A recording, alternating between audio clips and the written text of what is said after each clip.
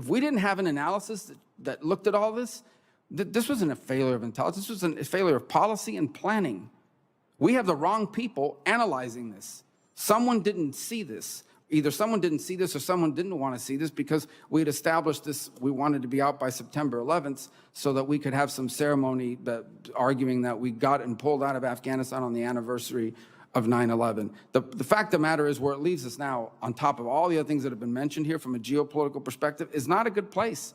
I think China and Russia and Iran, they look at this botched withdrawal, and what they see is incompetence that they think they might be able to exploit, may lead to miscalculation. I think the Europeans, our allies, who had very little say, if any, or control certainly over the timing and the execution of all this, they're now, number one, have to be wondering about our reliability, the credibility of our defense agreements with them, but they also have to be really, really upset at the prospects of a massive refugee crisis landing right on their borders here very soon. And India, and I know that there was an announcement today, there'll be a meeting of the Quad fairly soon, which is a good development, except that in the Pacific region, if you're India, you're looking at this and saying, if the United States allowed Pakistan to unravel their standing, because the Pakistani role in all this, and I think multiple administrations are guilty of ignoring it, the Pakistani role in enabling the Taliban is ultimately a victory for those pro-Taliban hardliners in the Pakistani government. They have to be looking at this and saying, if the United States could have a third-rate power like Pakistan unravel its aims, what chance do they have of confronting China?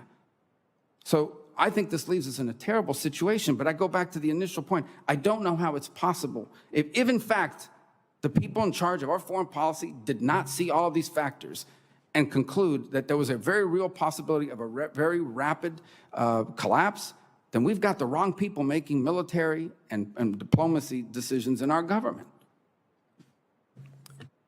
Senator, I'm happy to respond briefly in the time that we have. As you know from your own expertise and leadership on these matters, there are constant assessments being done, and in this particular case, assessments being done of the resilience of Afghan security forces, of the Afghan government, and different scenarios established, from worst case to best case to everything in between.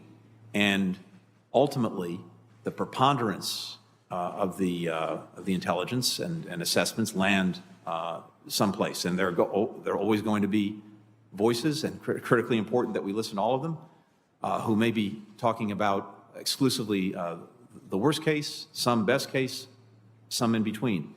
Here's what I can say in this setting, and we can take this up as well in other settings. Back in February, the assessment of the overall assessment of the community was that after a complete U.S. military withdrawal, that could potentially, in the worst case scenario, lead to the Taliban capturing Kabul within a year or two. So that's back in February, and that was more or less where things stood in the winter and into the spring. By July, and you're exactly right, that the situation was deteriorating as the Taliban continued to make progress on the ground throughout the summer. In July,